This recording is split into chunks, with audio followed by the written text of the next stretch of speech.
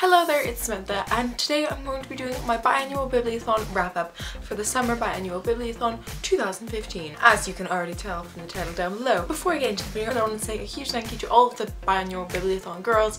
I had such a fun week, and I'm sad that I wasn't able to participate in all 7 of the video challenges, but I did have a great week regardless of that, and it was really fun, and I just wish I'd got more done. However, I had prom on Thursday, and my sister was being annoying. She was like, no, you have to hang out with me, we have to watch TV, don't read, you're a nerd.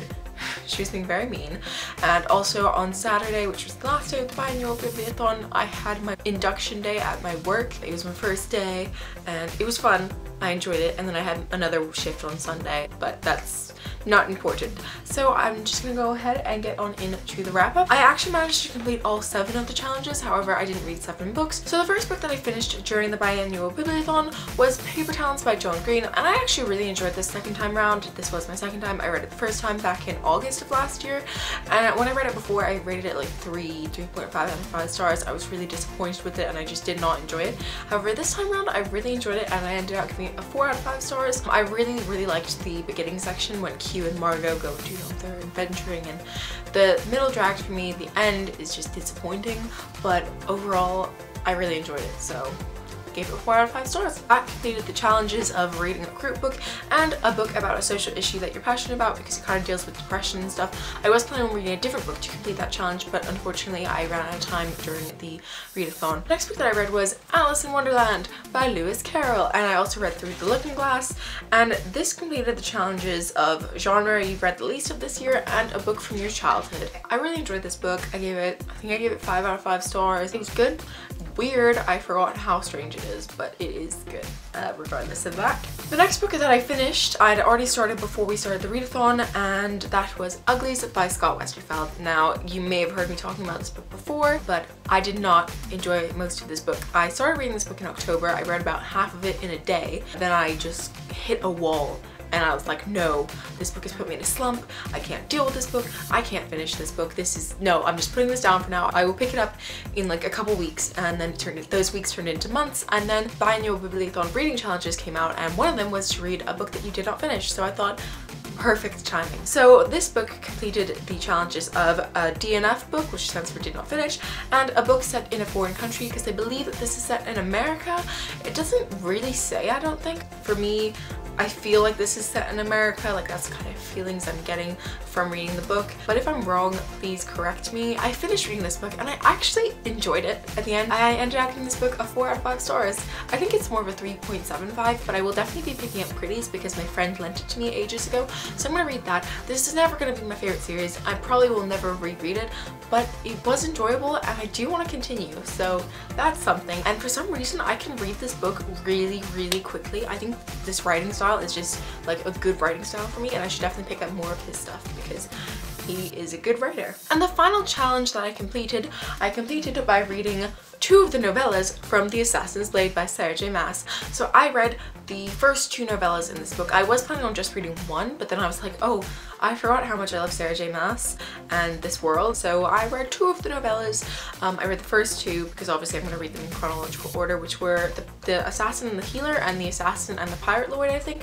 And I gave both of these novellas 5 out of 5 stars. They're really good, and I cannot wait to finish reading the rest of these. I have 3 more to go, but all of them are really long. The 3 remaining ones are all like 100 pages or more, so it might take me a while, but I'm going to finish reading this obviously because it's pretty good and it's so pretty, and I can't wait to put it next to my other books on my shelf. So I also started reading 2 other books. However, one of them I really wasn't feeling, and that's why I started a different book, and the other one I started on the last day with about an hour left of the read-a-thon, and I had to go to sleep because I was working the next day. The first book that I started but didn't complete was All the Bright Places by Jennifer Niven. I'm on page 67 of this book, and I just really wasn't feeling it. I could feel myself getting a bit slumpy because it was like I was forcing myself to read this book. So far, the main problem I have with this are the characters. They don't feel like characters. They feel like just a vessel for the mental illness that Jennifer Niven wanted to write about. So unless I see some character development, I really don't think that this book's gonna be for me. Also, there's just insta-love from the first page. You're like, oh, great.